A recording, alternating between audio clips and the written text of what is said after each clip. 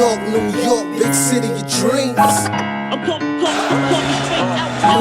New York, big city of dreams. NYC.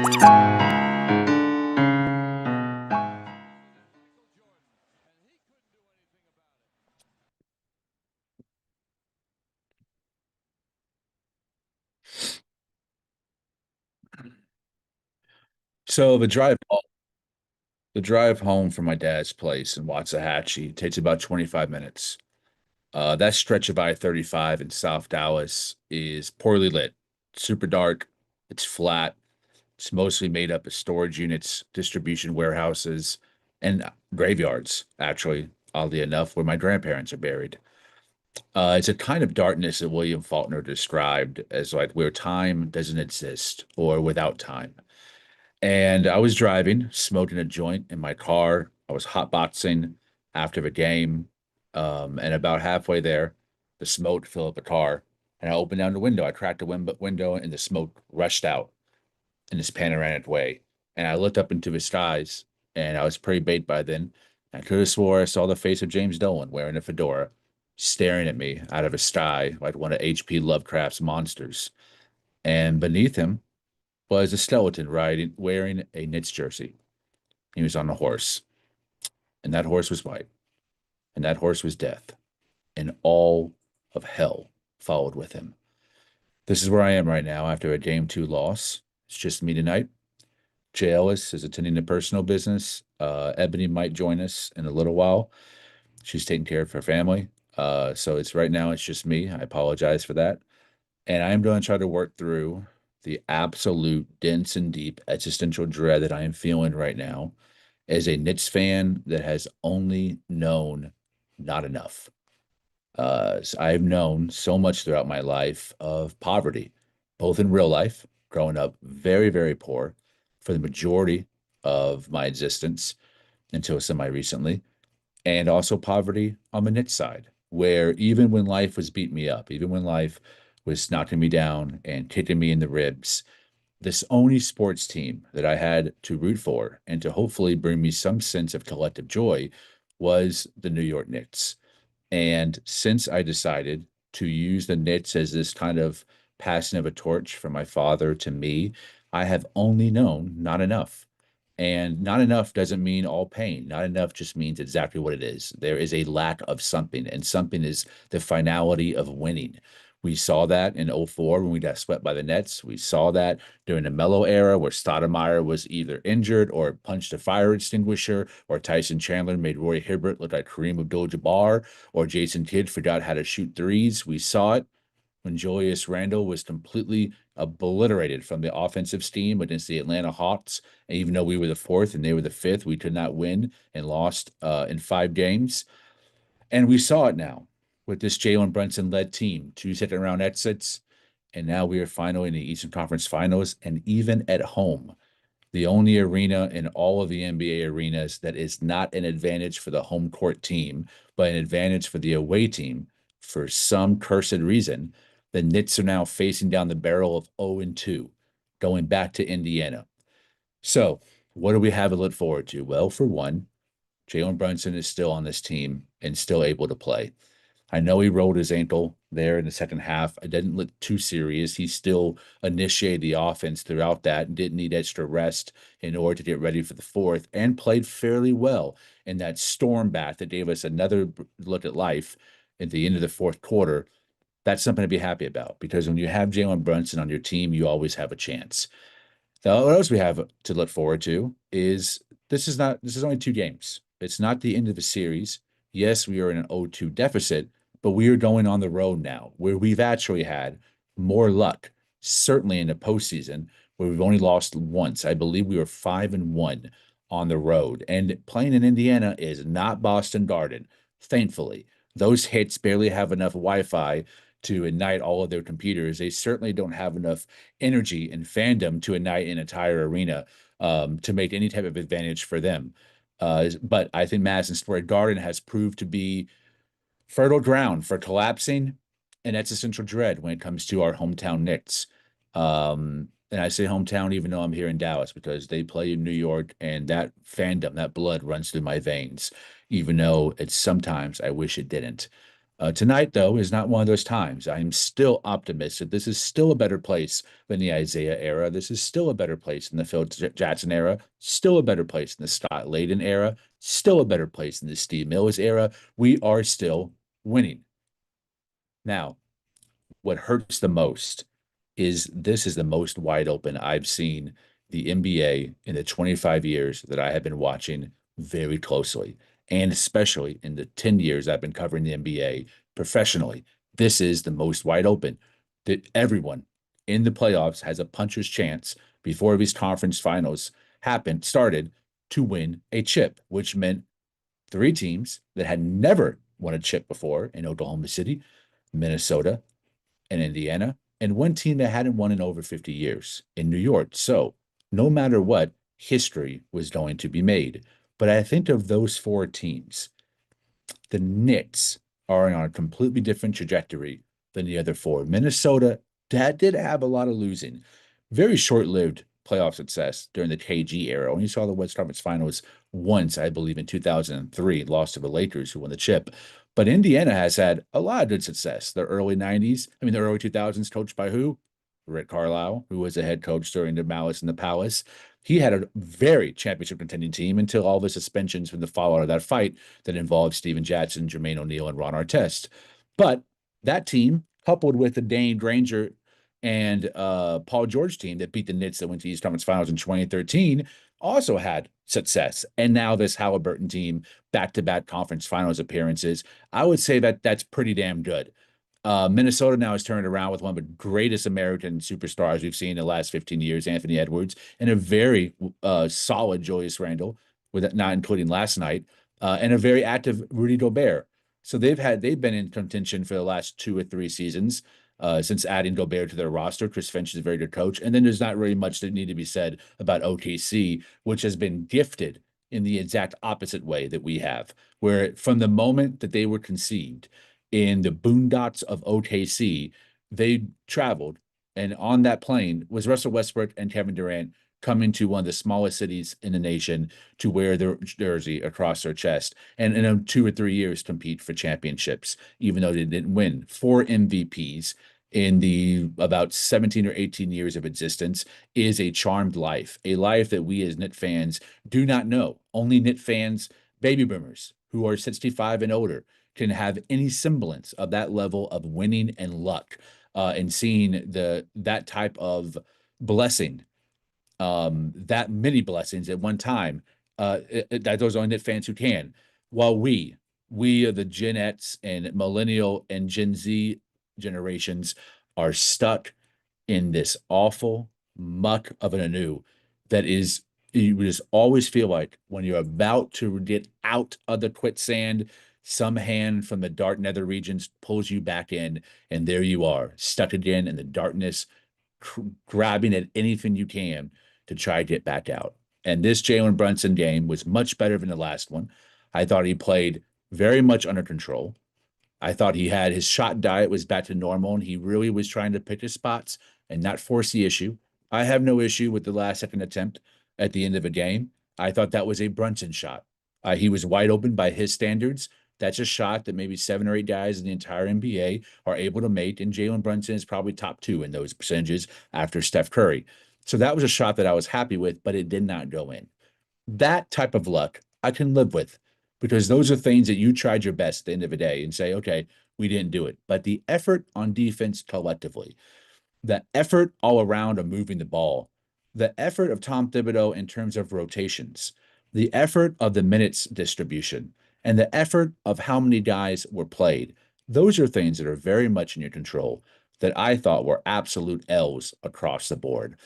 I have had a major issue with the effort overall of OG Anunoby in this round. I've had issues with the offensive aggressiveness of both Cat and Mikal Bridges. I've had issues with Mikal Bridges' ball handling and dribbling. I've had issues with Karl Anthony Towns' three-point volume, defense, staying at the level, guarding the pick and roll. I've had issues with Tom Thibodeau now and his rotations and his men's distributions, his lack of trust in the bench, and his over reliance on Josh Hart, Jalen Brunson, Karl-Anthony Towns, Mikal Bridges, and OG Anunoby, when all the data is telling you that this starting lineup has major issues. Now, having your starting lineup with major issues, it's not that big of a problem if you are playing other people, other players, trying to integrate them and having some diversity in your rotation throughout the season. But that's not Tom Thibodeau. Tom Thibodeau is given the information, and that data is telling you this starting lineup is not very effective, and he is continuing to play that lineup even when the game is telling you to adjust. Tonight would have been a great opportunity for Landry Shamet and Precious Achiuwa to get off the bench and just give you 5 or 8 spot minutes to see what that mix up, that change of course would have done for Rick Carlisle to adjust. But Rick Carlisle has not had to adjust to Tom Thibodeau at all this series because Tom Thibodeau has gotten out coached by Rick Carlisle both games in all 8 quarters. Tom Thibodeau has had to catch up to Rick Carlisle, not the other way around. We have never owned this series. We have never been in charge of the series. Rick Carlisle has been in charge of a series, and the Pacers have been in charge of a series, which is incredibly disappointing. And welcome, Ebony. I see you have joined us. So I'm going to say probably the hottest take that I have, and then I will pass the rock to you. I am not calling for anyone to be fired or anyone to be traded. This has been a collective letdown and a collective depressing of a Knicks team. However, if this Knicks team gets swept or loses in 5 to Indiana, if that happens, I think it necessitates a coaching change and 1 to 2 starters being either moved off a team completely or moved to the bench in place of someone else. I think that's what it will necessitate. Am I rooting for that? No. If it doesn't happen, am I happier or sadder? No. But do I think it will happen because of how aggressive Leon Rose has been in the last 12 months, acquiring Karl-Anthony Towns and Mikal Bridges for our entire draft cachet, our number 2 option, Julius Randle, and one of the best three-point shooters in the league in Dante DiVincenzo? Yes, I think it's very possible that you could see huge sweeping changes this summer if we get absolutely embarrassed in this series. Now, Tom Thibodeau has absolutely gotten out coached by Rick Carlisle, and now Jalen Brunson has absolutely been outplayed by Tyrese Halliburton. I think this team has the wherewithal and the talent to win a chip, but it's not being maximized. And you have to admit that Tom Thibodeau is not maximizing this roster in this series after having 2 of the best coaching series of his entire career in rounds 1 and round 2. In this series specifically, he has gotten severely outcoached. And I haven't got a chance to talk to Ebony about how she feels. So all of this information that she's about to say is going to be brand new, as my information to her is for her. So the rock is yours, Eb. I would love to hear what you thought about this game and also this game in conjunction with last night, the other first game's loss, and now compounded going to Indiana down 0-2. Welcome to the show. What's up, Lee? Yeah, nah, for a minute it took you just didn't like, come on, like 202. Like we always have to do things the hard way. That's what I think. The optimist in me is saying that, we do play good well on the road. And since we did lose 2 in a row, which is not something we do a lot this season or in the playoffs, I'm interested in seeing their response. Again, we win as a team, we lose as a team. And this was a team effort. Again, Tibbs, like you mentioned, the coaching, being able to just think out of the box and willing to do whatever, make whatever moves to win the game. To do whatever move that may be, whatever wild card you have in your pocket, like you said, maximizing your talent, maximizing your team. That's the makeup of a great coach when you're able to get the most out of your whole team. And with the Knicks, we have so many pieces. We've seen these pieces come through in the playoff. We've seen them. So like, trust what you see. And again, it makes me mad because we hear Tips constantly say the game tells you what to do, but you constantly robotic. I get Cat was having a bad defensive game, but when he took him out, he had just hit a three. He had just hit a three. So see if he gets hot. See if Cat feels like he's Cat. It's just I don't like the robotic sense of nature, and especially when coaches or other coaches are willing to do whatever they have to do, use their whole team. You've seen Carlisle use Tony Bradley today to try, just to try something to see what it looks like, even if it's something new, unpredictable. We're seeing What the Pacers are doing is what I asked the Knicks to do on a consistent basis. And that's just use your team. Move the ball around, confuse the defense. So many times where we have two on the ball, but we're maybe not designed. The miscommunication that we're having is because they're moving the ball and moving themselves, and they're attacking the hoop at the same time. So it's always constant movement and pressure on your defense, and it makes mistakes. It was a lot of defensive mistakes today. Um, and it's just like again, we do a lot of the dribbling the ball out of our hand, and I said working, smarter, not harder, and I thought we were doing some of that at points of the game. Like when they did put up Tony Bradley, we did go immediately into a pick and roll with Jalen Brunson and Mitch, and we did. This is something else that I would like to see continue consistently. Instead of one of the things that I feel we don't do is create mismatches and attack them, or attack mismatches. Like use the mismatch, use the other person's weakness against them so much that they have to adjust. I felt I felt we don't do that. But with that, when Tony Bradley was there, immediately we attacked that. We attacked we attacked him. Mitch set two picks. They were determined to get him to kind of have to switch on Brunson, and he didn't want to. So much so that he left Brunson open for a wide open three that he hit. I would like to see that type of determination if we're going to do pick and rolls. If you're going to do picks, make it count. Make it switch. I like Mikel's approach. Every time him and OG, every time there's a smaller player on you, do what you've been doing this whole playoffs. Put him in the post. If you have Halliburton on you, Mikel, please put him in the post every time. Make him work on both ends. And this is something that I noticed, and I don't know. I'm gonna watch the game again to really see. Maybe watch both games again. The we Indiana's a good defense, a good offensive team. They move the ball, they move themselves, right? They don't take a lot of threes. The threes that they do take are very good ones, like the wide open, creating the flow of things. It's always in the flow of offense. The only one that really takes like step back threes and threes off the dribble is Halliburton. We have to stay home.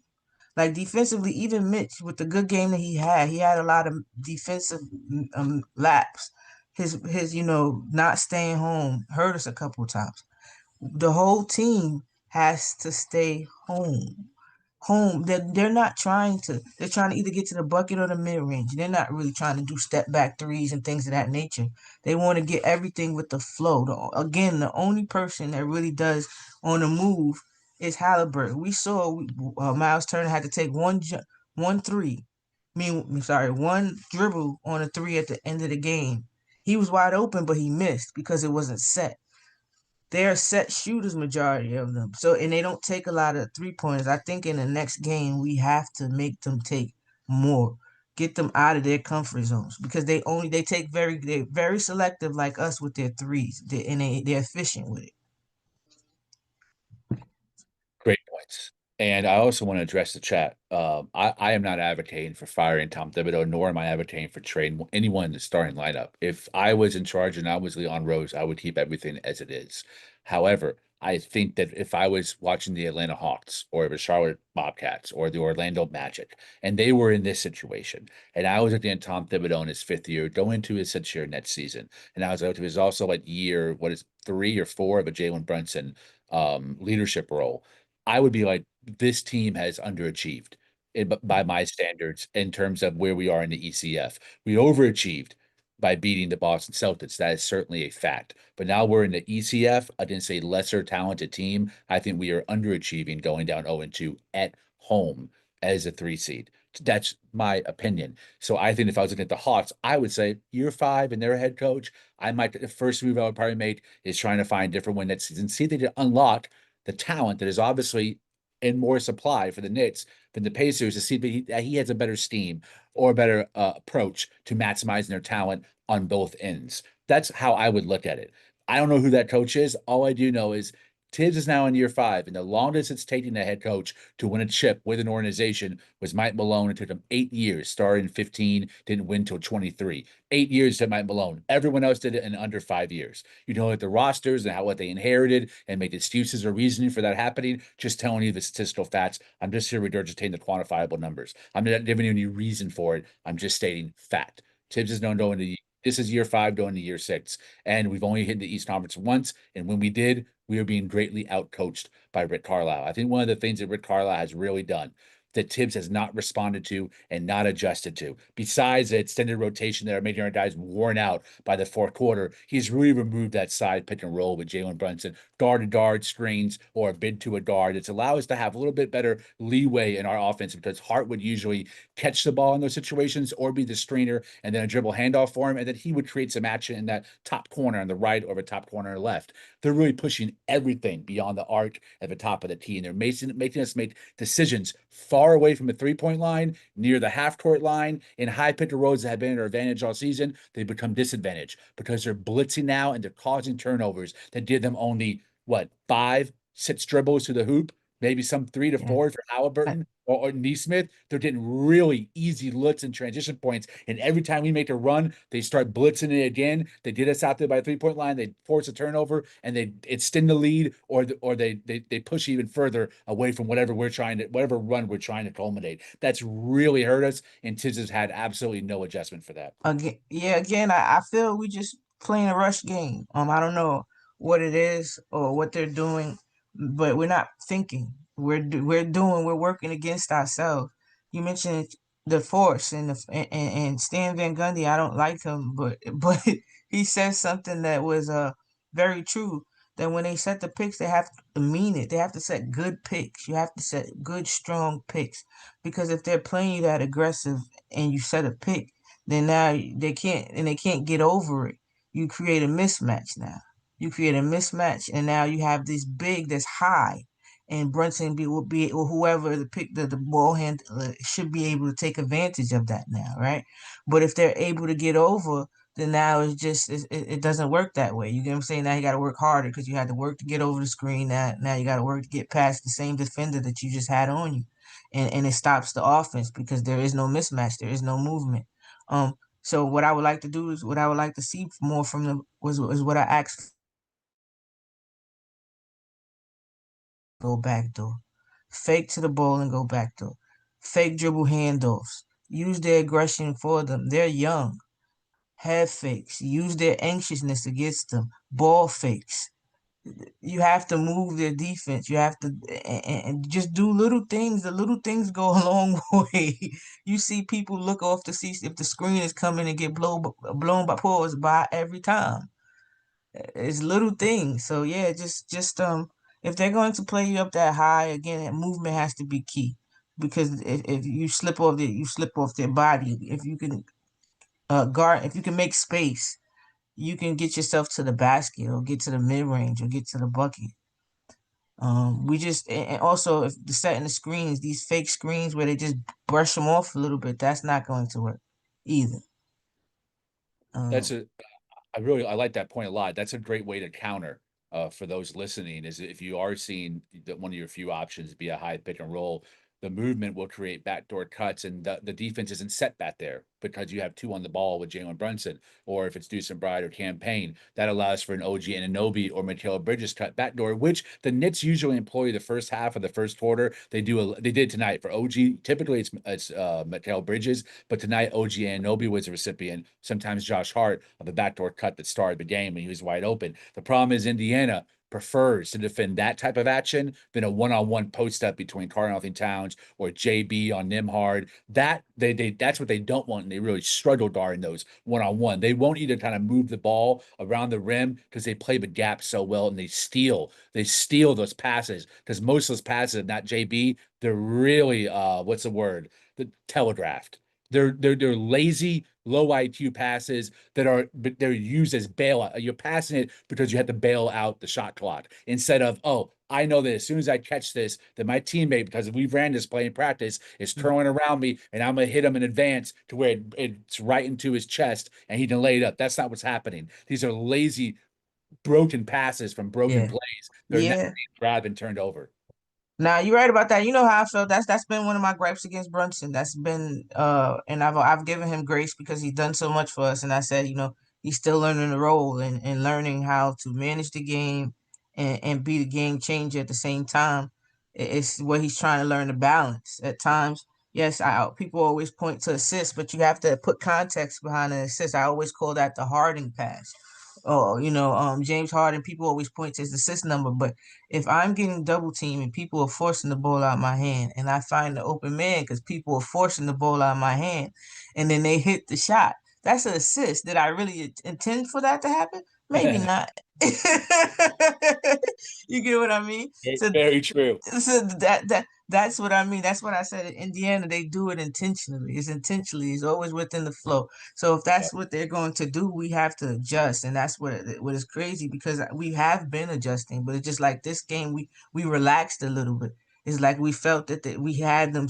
We took our foot off the gas for the aggression and the physicality. I really believe that, and it's what they're making us make defensive mistakes with all the movement because it's so many times, and this is what I mean by coaching. We always say losing, we point to the coach, but when it's come to organization and being set up, that's a coach's job, right? To be prepared. So if you have countless times where your team is having these miscommunications on the same kind of defense, pick and roll, where some don't know if we switching, some don't know if we hedging, recovering, and we get two people on the ball at time or nobody on the ball at times, then that comes more from being prepared and organized, and that's a coaching kind of thing. Because at this stage in your playoffs, we had the same problem in game one. You get what I mean? Like they had a lot of miscommunication. That was a big thing. People not knowing where their men, who they were guarding, who they were picking up, who if we were switching, and it happened again today. So again, yes, you can point to that to me is coaching. And Agree. as far as Cat, I felt that he tried to go with Mitch for the defensive end, but I didn't think he played Mitch and Cat a lot this game. I thought we should have did it a little more than we did. It was a point where he really just staggered them in and out, in and out, in and out, and they didn't play with each other. So at the end of the game, I thought Cat we probably needed Cat's presence to help open up the floor a little bit and stop being as predictable. Um, but we really have to take advantage of mismatches. Obi is on the floor.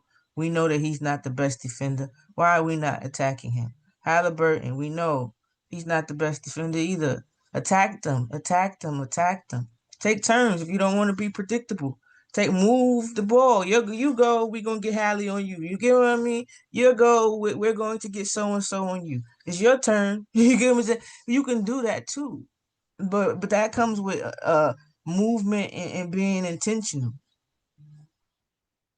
Definitely responsibility on Tom Thibodeau. This game, in my opinion, way more than last game. I thought the rotations were really goofy this game and didn't work. And when you knew if a fan like me who's an amateur basketball analyst, I am BSPN for sure, as some would say.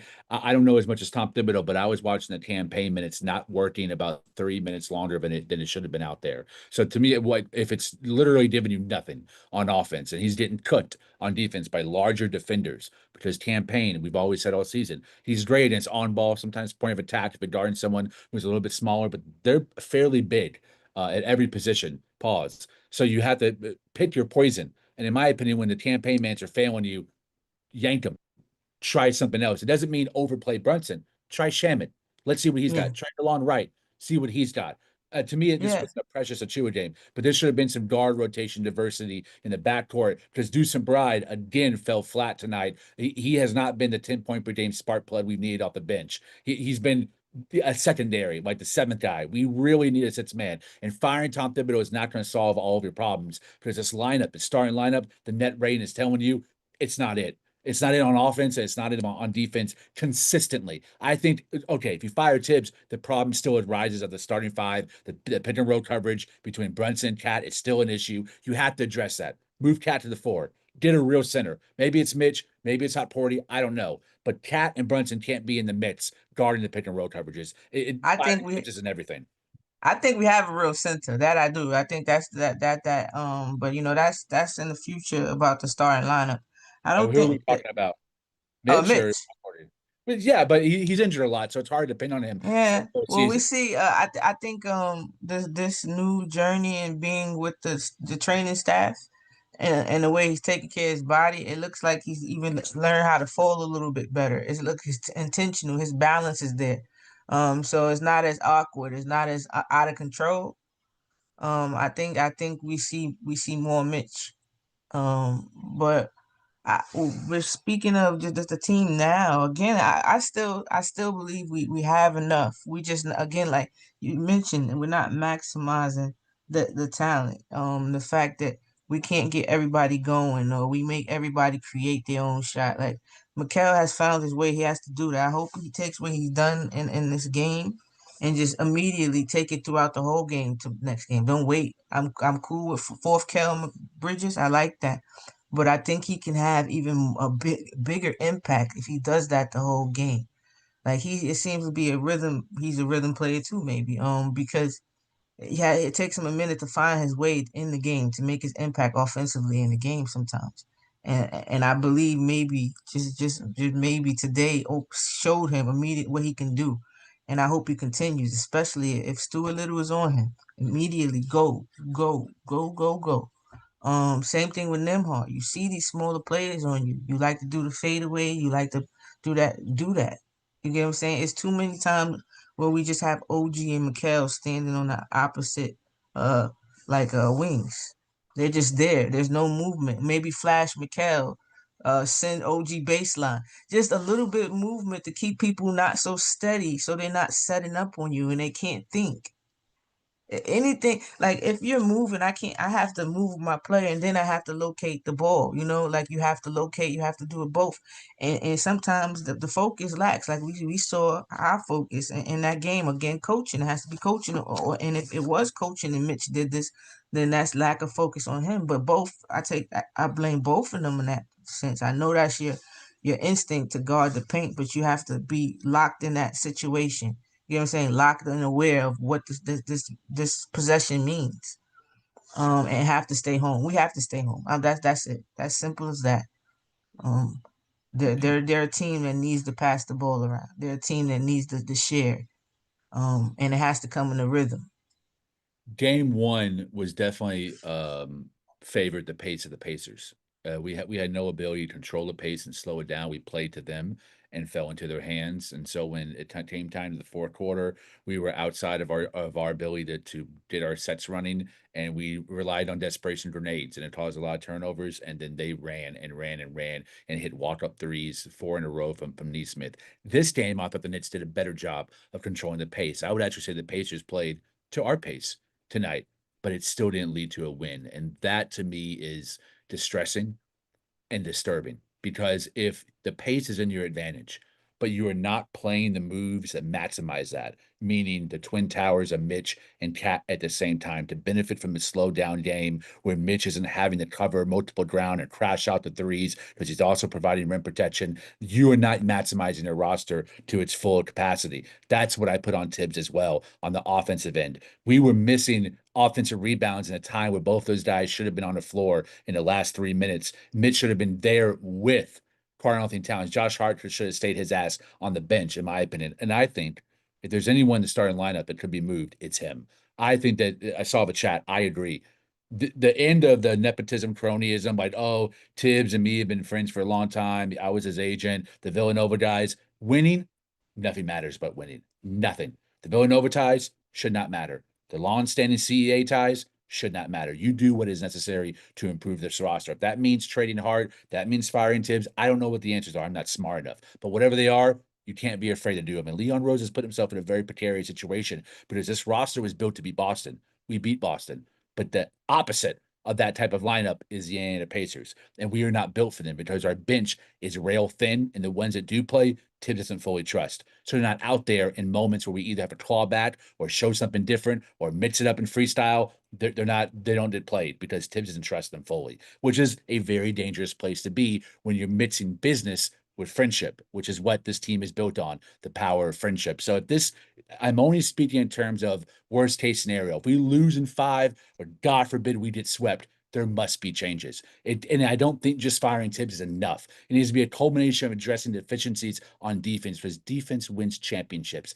Offense is secondary to defense. You must improve the roster. Whatever you do, you have to ensure you are strengthening and not weakening the defensive identity of this team. So if you fire Tibbs, you can't go out and get an offensive coach. You have to get someone who has principles of defense, but maybe expanded to limiting volume of three-point shots and stay on the perimeter and face guarding. Guarding the player, not the ball, is so important in this predicament because Neesmith and now Nimhard, these guys are now very hot and very much in routine and very much heat checking on us. And even if they miss, it doesn't matter because that Siakam dropping 40 and Halliburton being able to score 20 and a half. We have now allowed the entire team to get hot and for them to get confident.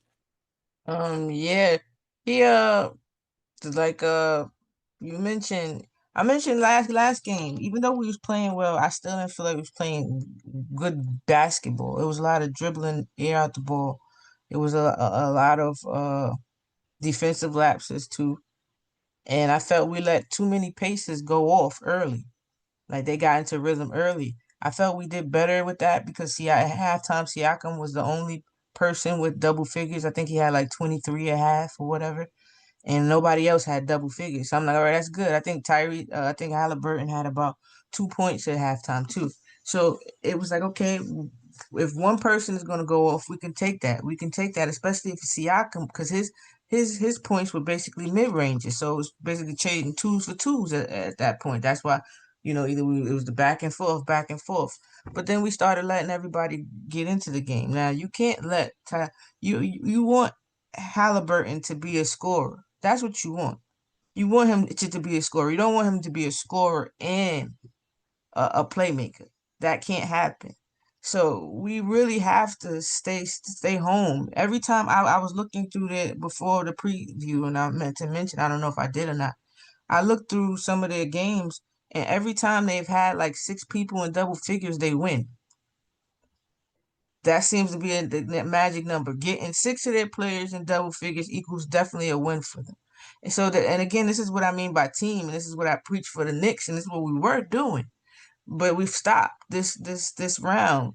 We're talking about what Naismith having what he had 12, Siakam with 39. Hold on, I'm gonna look up Siakam. Where am I? Here we go. Siakam 39, Turner 16, Halliburton 14. He only had 14. Nimhart 12, and McConnell with 10. Then you got Shepard with 6, and Obi with 4. It's a little bit here, a little bit there. So everybody doesn't have to do it. So then you look like, well, what you call them didn't kill us, what you call them didn't kill us, but they didn't have to because everybody said, huh, I got 15, I give you a 15, I can give you a 10. I'm gonna hit the shots when I'm open. That's all I can do for you as a bench player. You get what I mean? But I'm gonna hit these shots when I'm open. And then it makes the game easy for them. We're in defense has got to be key. Defense and rebounding. If we stay true to those, we win this game. We win this series. Still, you can't give up. You can't lose the points in the paint and the fast break points and let them shoot with 40. What would they shoot? 40% from three. 43% from three. You can't have that. And 51% from the field. You're gonna lose every time. That's all most basically all the characters we lost. I mean, it's categories. We lost in assists. We didn't have many assists. I think at halftime we had 7. That's not gonna cut it. Not when you have the likes of OG, Mikal, Cat. You have so many weapons. That ball should just be like, your turn, my turn. I hate to keep comparing them, but the Liberty is a prime example. They don't care who goes off as long as you get the best possible shot. They do not care. They have all world type of players, MVP type of characters, and they don't care about none of the personal goals. They don't care about their numbers. They just care about getting a W. So when their team needs them, they're there, but they're trying to get everybody involved because they know they can't do it themselves. That was literally the difference in their non-championship year and in their championship year. The first championship year, Stewie won MVP.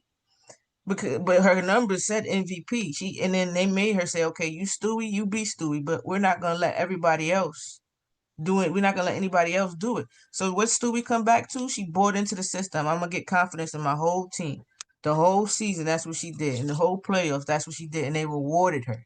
That's how they got a chip. Team ball, defense and rebound wins championship. If you buy in, if you unselfishly move that ball with good intent, good things happen. And when I look at the biggest storyline for this game, and you just say on a macro level, the whole series, but this game particularly, the reason I think is glaring to me, one of the reasons why we lost is the assist numbers, but not just in terms of team assists. Like obviously they destroyed us 26 to 18. 18 is unacceptable in a regular season game against the Wizards. 18 is never an okay number. Anything under 22 is never okay. But when I looked at every single player for the Indiana Pacers that played double-digit minutes, they at least had one assist.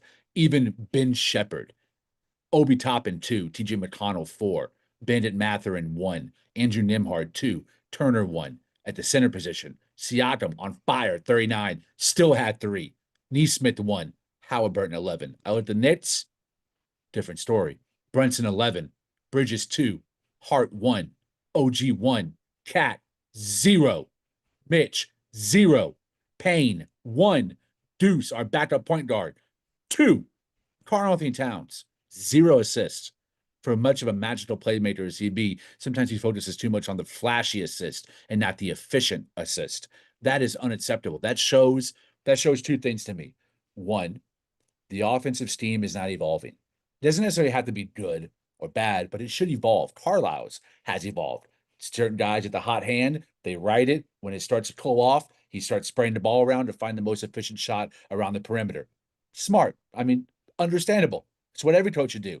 Different with the Knicks. This Knicks team is discombobulated on offense. The scheme does not evolve. It's always the same thing, which is why we become very predictable. And Jalen Brunson is so good that his ability to hit low percentage, very high difficulty shots bails us out of those situations because of his shot making ability. But if he didn't have that, we would not be in the ECF because we have needed that against Detroit. We need that against Boston. And now we desperately need a 45-point series average for Jalen Brunson just to tie it up, which is embarrassing. It also means that this unit itself, it's not a unit that naturally passes the ball, which is kind of crazy to think about that you have 3 guys that play college ball together, and we have struggled all season with assists, not in just this series, but overall. It's been one of the major talking points between me, you, and Jay the entire thread of the season. 24-25 is about assists, and we started getting in a really good groove beginning in the early March, leading to the playoffs, and this Indiana series has really shown the worst of this team and the worst of the way that this team has been built. We don't have guys. It's tough.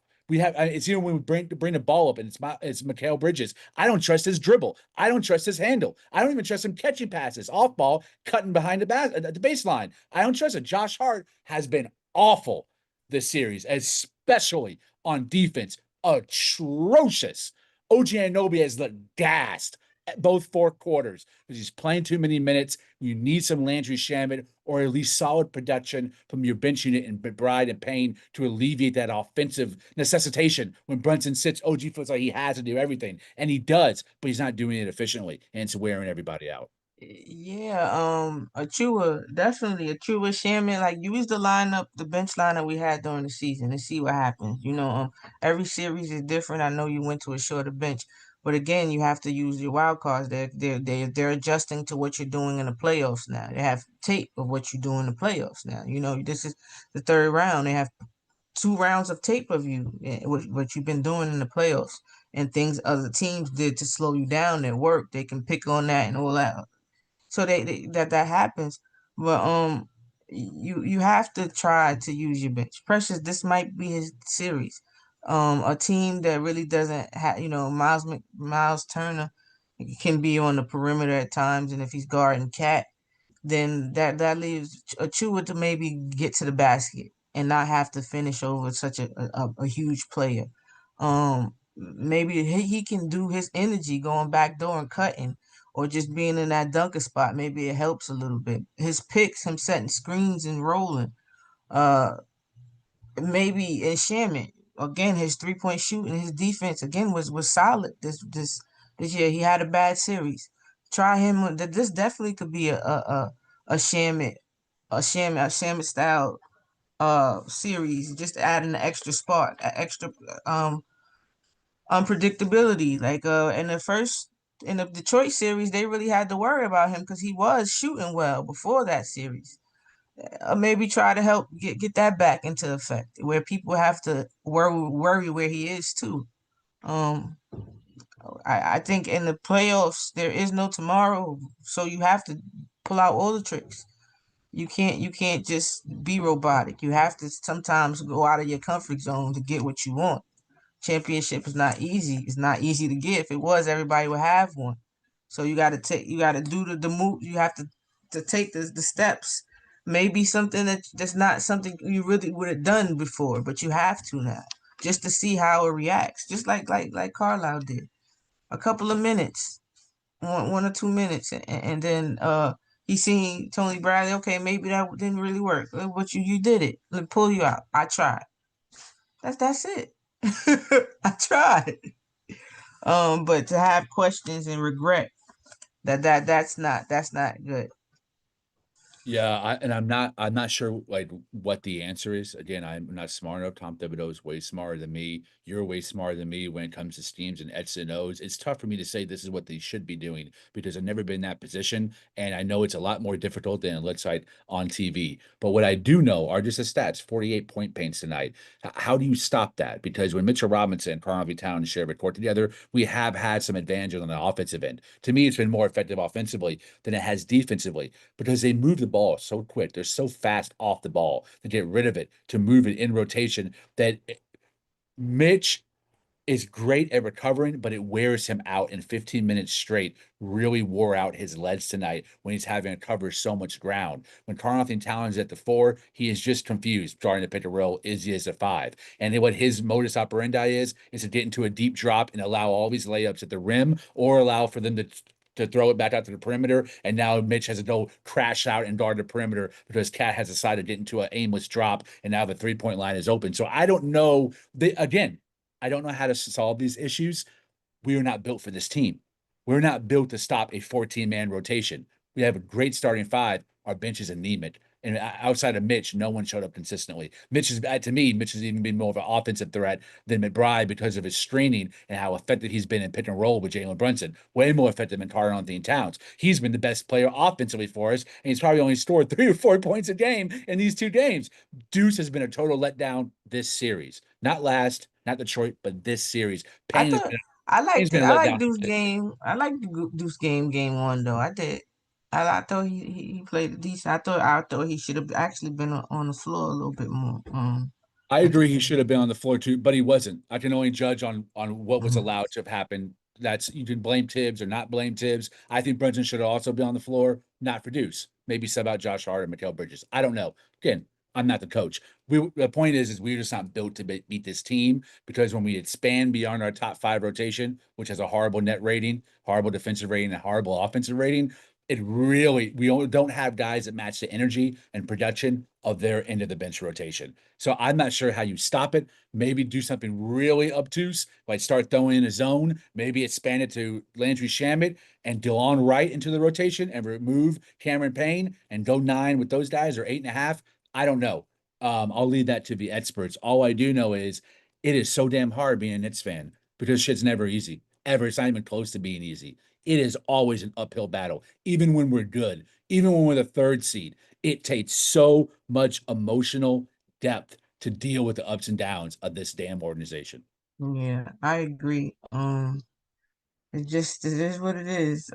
We I just hope they respond and don't let us down because it come too far to let yourself down like this. But I had got some numbers from Tommy Beer, and it said that New York's they gave the 2 highest lineups for New York.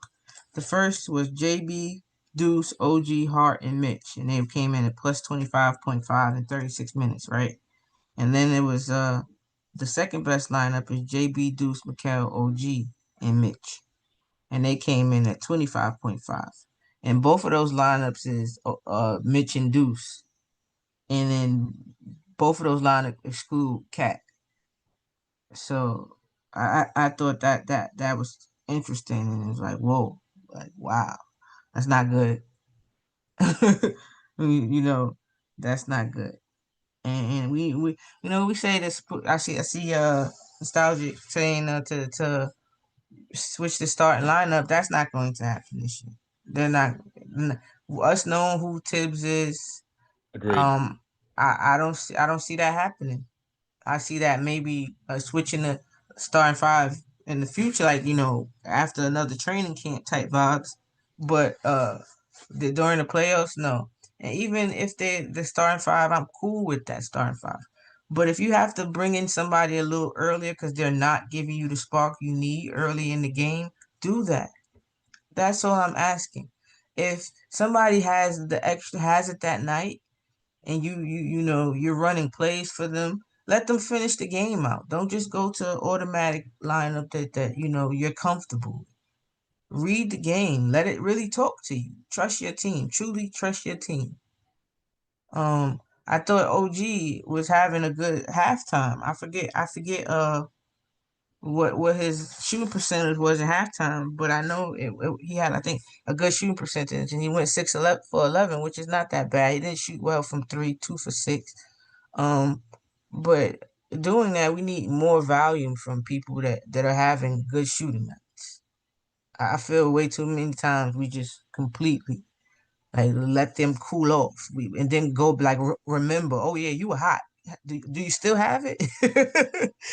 Do you still have it? Are you still off hot? You can't do that.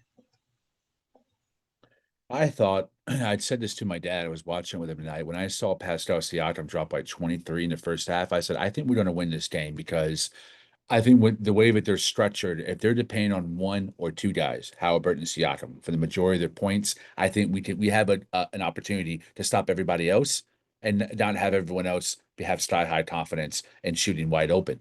And that actually didn't end up working, which put another level of fear in me because I realized I have been wrong in how I've scouted this team. They don't need one guy to carry them through. This team is playing with so much confidence that they earned, and we gave them. We gave them that confidence. They're role players, the Nimhards and Naismiths and TJ McConnell. This Pascal Siakam wasn't even that much of a force in the fourth quarter. He still finished with 39, but if he had 23 in the first half, he only had 16 in the second half. It was the other guys that really put their foot on our neck, like Neesmith and Miles Turner, who was incredible in the fourth quarter. TJ McConnell, Ben Shepherd chipped in 6 points. It showed me, wow, these guys don't have to be real getting a lot of reps in the first half to then show up in the fourth because of how much confidence we have given them at a way in our building to be able to step up and not be one dimensional and be able to move away from Siakam and get more flow in the offense. I think we've gotten to the point where we can't guard them anymore. We just have to outscore them. We need our five guys to outshoot them and play better than their five guys because they're sky high confidence right now. Yeah, I get the confidence, but I don't think we have to outshoot them. I really, again, it's all about making this ugly, making it a choppy game. They're a team that needs flow. We talk about their confidence, but it's either when they're dribbling, they're trying to get to the basket. Nimhar had a nice little pull up and things of that matter. But if that's the case, I like our chances too, because now we're getting just it's 2 for 2s and maybe occasionally threes for us. Instead of the open threes we let go in crucial moments because there was not just big 2 point shots. They was getting them big three, some big threes, soul crunching threes. So it has to stop. Like it's kind of like to cut the head off the snake type of thing. Let you gotta let Halliburton dance his way. If he get by you, that's 2 points. You know what I mean? That's another reason why I was mad at Mitch. You got to be aware. You're gonna give away 3 for 2. That's just we got to be smarter. We have to be. So if he blows by you, you live with it. You live with it. Nobody else got a rhythm three. Nobody else is getting in a rhythm. When they take their first shots, you need for them to question because it is their first or second type of shot or three. You understand? Like we have to just stay home. That's how I feel. You stay with them. Play the defense we've been playing. We've been getting into the passing lane. We still got some steals today. How many steals did we get today? We had what six is not bad. 6 steals. We're getting steals. You can get some more. Play them passing lanes. Get back to being aggressive on that end. Make them work. When Mitch was doing his thing, he had Miles Turner and them tired. It was a lot of work. You see, Thomas Bryant on the bench looked like he needs some milk. Um,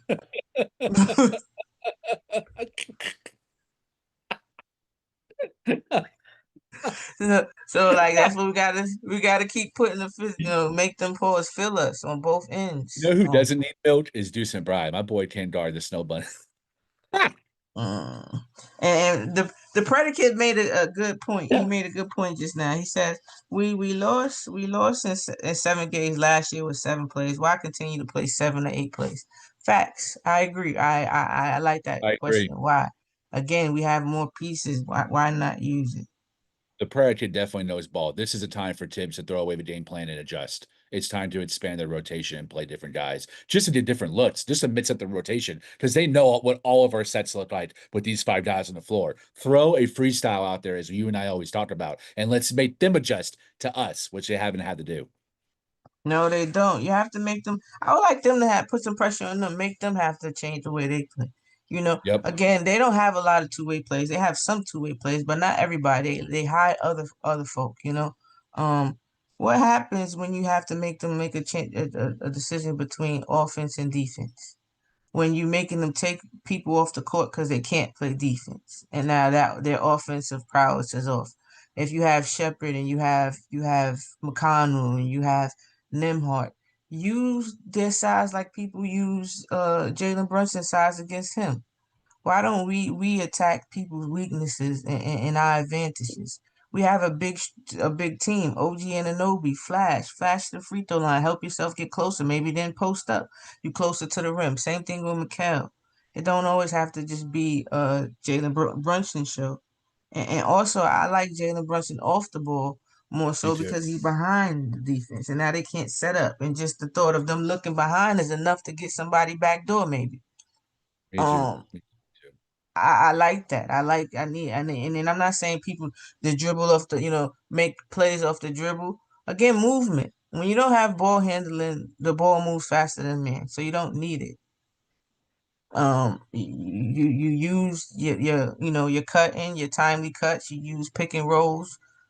Misdirections, but you have to mix it up. Again, this is a third round. It's very predictable at points.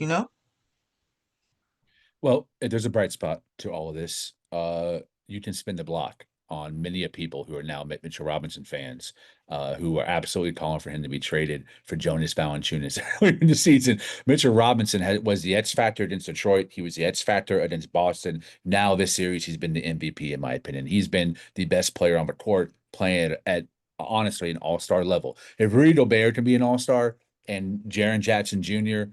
And those type of guys can be all-stars. Mitchell Robinson can too. He is playing like a legitimate all-star, a Ben Wallace type defensive force, covering so much ground, ability to contort and twist his body and move his hips in ways that maybe one or two other guys in the whole NBA can, and those two guys are wings. So it's really insane. Mitchell Robinson's effect on this game has kept both these games close. We've had a shot in both games because of their lack of an answer for Mitch, and he has been absolutely fantastic. Wish he would get more opportunities to run at the rim, and I'm glad that JB is at least putting him in positions where the opponents think that he might get the lob. So the gravity is shifting to guard that, but still give him a few touches. Let that man throw it down. I mean, he did break Will Chamberlain's record for field goal percentage a couple of years ago. Yeah, nah, fact, the Mitch hate, I never understood. I really didn't. I never understood. But then I guess as I kind of try to put myself in other people's position and just because my another saying I always say, people don't watch the game the same and that's okay. It does we all watch the game, but it's not the same. We're not looking at the same things at times. And some people just don't watch defense or the context. They just see what happens and not so much why it happened. And I think that's what people missed with Mitch's game. And just they put his game in the box, and I couldn't understand that either. I'm like, come on, that's not him. We just had never had a team where they consistently tried to give him the ball. I think maybe RJ was, and quickly, if I want to be honest, were some of the ones that really intentionally looked to get him lobs. After that, it was nobody. It was nobody. So I just enjoyed it. After a while with the debates, I just said let my guys game do the talking, and it's doing the talking. Like again, Chrysler 300 to a Phantom. You see him moving 3-4 bodies. They have to gain rebound. That stops their flow. So he's doing the little things to try to help the team. We just need our stars and the people that get paid the big bucks to step up consistently and on both ends. I gotta give props too. Before we move into the bruh and new picks, I want to give some love to Mitchell Robinson, which we did. I also want to give some love to Rick Carlisle. When you think about when people talk about the best coaches in the NBA, they're often throwing around names like Joe Mazzulla and Ime Udoka, Mike Malone before he got fired, oddly enough, and even Tom Thibodeau. But Rick Carlisle really gets ignored in a lot of those conversations. And to me, he is a top 15, top 20 coach of all time. He's been effective at every stop: Detroit, Indiana, Dallas, now back to Indy, and he's expanded his game the same way Popovich has, and been more creative offensively. And this year, I don't know if it's him or if it's Lloyd Pierce, who's coached the Hawks, who's running the defense as a lead assistant, but they are special defensively in certain schemes. They're great in transition defense. They're great guarding as a collective, and all their guards are really good rim protectors. Even though they might lack in size, they make up for it in just sheer effort and smarts and watching tape and knowing other players' tendencies. Ricardo has coached a hell of a season, and he's a championship. There's a reason why they brought him back to Indiana. He absolutely can coach his team to a championship from what I've seen this series. The Knicks came in here as a favorite. They were favored both games. Even though they lost game one, they were still favored in game two. So he, as much as Tibbs has outcoached Missoula and Bickerstaff prior to this, Rick Carlisle is putting on an absolute clinic of adjustments and adjusting to what Tibbs, knowing what Tibbs is going to do and maximizing the inefficiencies of those decisions to full effect. Major props to Rick Carlisle. And I think that this type of beatdown that we are witnessing is a type of beatdown that this coach is fired in the offseason. It is. Like it just is. Again, I'm not advocating for that. I'm just addressing reality.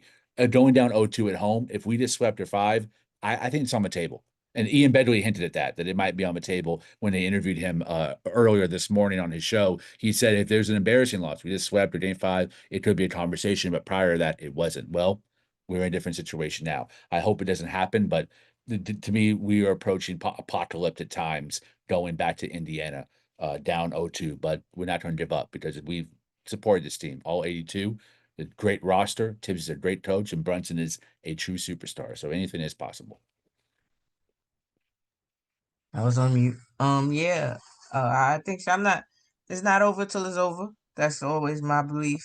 I need my team to come out and look like the team that we've seen in this playoffs, and not go back to, I don't know if they want to be playing tight, the pressure of the situation. I don't think that's what it is. What I don't think it would be with this team, being that a lot of them know what it is that be in these situations or have been in it before. Maybe in another conference, but they've done it. I just we to me it makes me mad because we're really complicating things. We're making it harder for ourselves. And like Predicate mentioned, the 7 players, we've been playing the 7 players and we're gonna do it again with the healthy team now. That's kind of crazy when you just sit back and think about it. Um when we were saying if we had another player, now we do and we still not implementing it. Um the stubbornness at times is what drives us crazy about Tibbs. But again, like his coaching job is not secure just yet. So I'm hoping he comes out and coaches freely, coaches like that. Truly listen to the game, the flow of the game, and create something. Create something for you. Help your players. If they can't create for themselves, help them. Especially if they're hot. If you have OG hitting, if you have Mikal hitting, if it's not, it seems like if it's not Jalen Brunson, that again, that it's not intentional. At times, we do have it at times that happens, but consistently, I need consistency. Yeah, 100%. Tibbs, you've always said Tibbs coaches his best basketball when his back is up against the wall. He is now there, going back to Mhm. Indiana, down 0-2. So we will see how he deviates from his game plan and what he adds that we haven't seen thus far. If we were losing to the defending champions, Boston Celtics, or even another brilliant team like the Cleveland Cavaliers, who had Coach of the Year and all these other accolades, I think it could be contextualized as understandable. But this Pacer team, everyone, when the playoffs started, if you asked 10 out of 10 Knicks fans, analysts, whoever, they would all agree the Knicks were better than the Pacers this season until they faced off in the East Conference Finals. So losing to a lesser opponent, talent wise, experience wise, because this roster has way more experience than the Indiana Pacers roster. And as many would say, especially Tibbs Sims, Tibbs the better coach than Rick Carlisle. A Tate I disagree with. It's hard to say that when Carlisle has a championship. Very hard to say that. To me, I think Rick Carlisle is a better coach, but to lose against this Pacers squad, it is unacceptable. And if we lose in 4 or 5, an embarrassment that to me deserves major changes. I don't want that to happen because I like this roster and I've grown to appreciate Tom Thibodeau, but he has to show me that my appreciation and support is warranted by busting out a brand new game plan for games 3 and 4 away, where you have to do things differently because they will have the momentum of their home crowd. Their home crowd is absolutely a home court advantage. Ours has not been and hasn't been for some time. So it's very unfortunate. I don't know if you have anything else you want to say about the game, or we can move into Bra and Upik. None that I could remember. Just smart. Be smarter, man. Watching the first game and it's crazy because my father, he doesn't watch many Knicks games anymore like he used to because he's more of a Laker fan now. Not even a Laker fan because he's not a LeBron fan. So he's just a freelancer right now. He's just watching basketball, but he doesn't watch many Knicks games like but for my B-Day, was able to watch with my parents and my family. And he did that's what he said. He said that he's not very smart. He said in the off season they need to get somebody with speed. Everybody's slow. he That's said true. he That's true. said and then he said that again he kept saying that they're not very smart. Like the basketball he it was driving him crazy to watch. And I guess that's why he doesn't watch as many basketball games as he used to because the style of play it irks him. It literally irks him. You should have seen him. He looked like he was in pain. But that's what he said. That's all he kept saying. They're not very smart. I don't Oh, disagree with Pops. Shout out Pop. All right, I had no bro or pick just besides Tom Thibodeau, Jalen Brunson, the Knicks. My bro yeah, pick. I got a bruh pick. Stan Van Gundy. They're giving love to Nick fans. That Jalen Brunson runs into their, I guess, the table, and they're giving love to the Nick fan because they're helping them. And they said that's what people get. He said, that's shout out. That's a nice Nick fan. Nick fans are the best. Da, da, da, da. Even Reggie Miller agrees. Yes, they are. You gotta give them the love or credit or something like that. And Stan Van Gundy hate himself gonna say, no, you don't.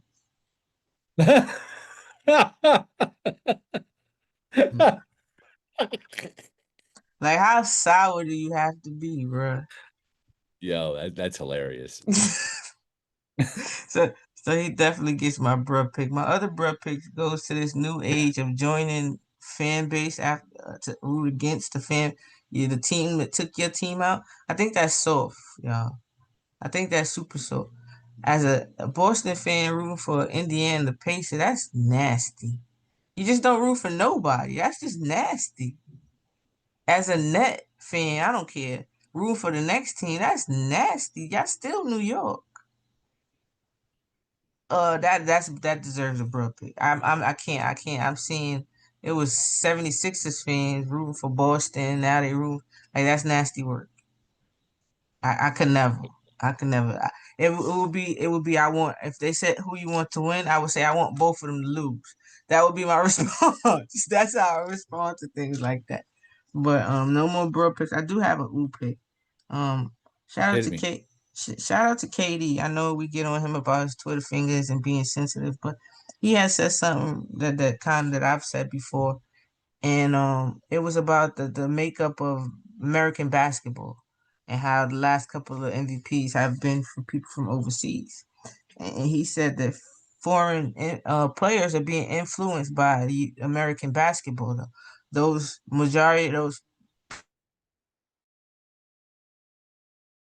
either played high school or college. Shea played high school and college in America. You get me? So it's just like I thought that was a good point. Because there's a lot of influence, not so much Jokic and Giannis, but a lot of other foreign players. They did go to school here and get the American, I guess, way of basketball before going to the league. Mm. So I thought that was a good point. And I think with the state of American basketball is just the wrong people in it for me, the wrong people in it for the wrong reasons. Nothing's changed. When I was coming up in AAU and things of that nature, there was a bunch of people that would go play for teams that would give away sneakers and stuff. Wouldn't have one team. They'll play a tournament this team, play a tournament with that team, as long as they got the perks. And because these coaches wanted the best teams, these put together teams, they would, big these people heads up, play to their ego. Um, and you see it's still the same. That's still the same, except for when I came up, when I was playing, we had coaches tell you pick a team, pick a side, like, put their foot down. Okay, I get you good, but there are other good players, and that builds character. I played on one AAU team my whole playing career, and that was kind of a stipulation with the team. Like, you had to pick a team. You couldn't play on a billion other teams and be on this one. She didn't care how good you were, and you had to respect it. And in doing that, we locked all the way in. So again, it's a yes culture and a participation trophy type of vibes a lot we have today, and these kids thinking, with social media and the attention that they get, that they're already superstars, and the work is lacking. And I just think of, if we had a little bit more people show just a balance, more of a balance of tough love and care, we'd be able to turn this around. But that's it.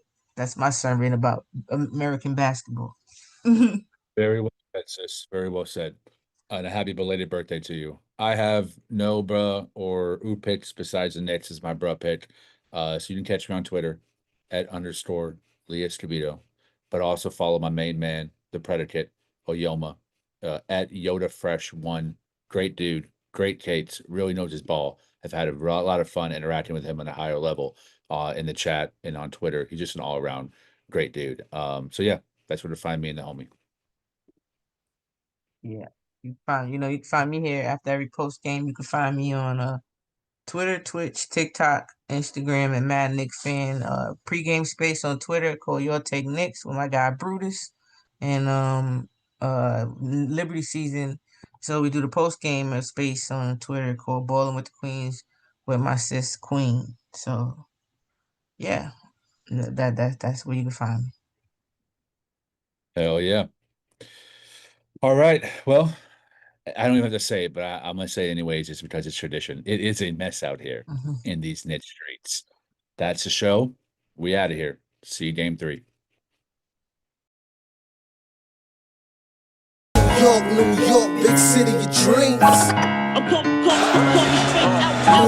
New York, big city of dreams.